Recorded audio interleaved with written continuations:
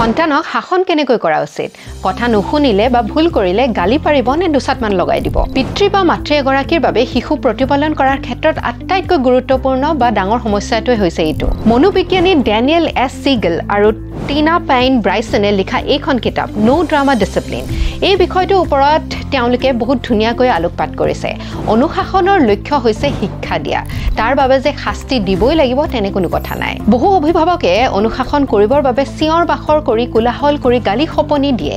কেতিয়াবা দুই এচৰ লগাইও দিয়ে কিন্তু আমি পিতৃ মাতৃ সদায় এই কথা লক্ষ্য কৰা উচিত যে যেতিয়া আমাৰ মনত আবেগৰ সুত বলে যেনে খং ৰাগ ক্ষোভ ইত্যাদি আমাৰ নিজৰে বহুত বেছি হয় তেতিয়া নিয়ন্ত্ৰণ কৰাটো খুব কঠিন হৈ পৰে কিন্তু যেতিয়া আমি ইয়াক কন্ট্ৰোল কৰো বা নিয়ন্ত্ৰণ কৰো তাকে কোৱা হয় ইমোশনাল ইন্টেলিজেন্স আৰু যদিহে আমি ইমোশনাল ইন্টেলিজেন্সৰ ওপৰত গুৰুত্ব নিদিও আমাৰ মানসিকভাৱে বিকাৰগ্ৰস্ত হোৱাত বহুত পলম নহয় সেই ক্ষেত্ৰত আমাৰ শিশুৱে ভুল কৰাত যদি আমি চিঞৰ বাখৰ কৰি মাৰপিট কৰো তেনেস্থলত আমাৰ সন্তানে আমাৰ পৰা কি শিক্ষা ল'ব কিয়নো শিশুক কেতিয়াও কথা কৈ শিকাব নোৱাৰে তেওঁলোকে আমাক যি কৰা দেখে যেনে ধৰণৰ ব্যৱহাৰ কৰা দেখে যেনে ধৰণৰ আচৰণ কৰা দেখে তাকে অনুকৰণ কৰে সেইবাবে আপোনাৰ নিজৰ আবেগ যেতিয়া বৰ্ধিত অৱস্থাত থাকে সেই সময়ত অলপ ধৈৰ্যৰে আচৰণ কৰা উচিত দ্বিতীয়টো কথা হ'ল যে আপোনাৰ সন্তানৰ সৈতে হোৱা প্ৰতিটো পাৰস্পৰিক ক্ৰিয়াকলাপে তেওঁলোকৰ মগজুত যথেষ্ট প্ৰভাৱ পেলায় আপুনি যেতিয়া চিঞৰ বাখৰ কৰে সন্তানে আপোনাক ভয় কৰিবলৈ লয় মনত ৰাখিব যাক আমি ভয় কৰোঁ তেওঁক আমি সহজে বিশ্বাস কৰিব নোৱাৰো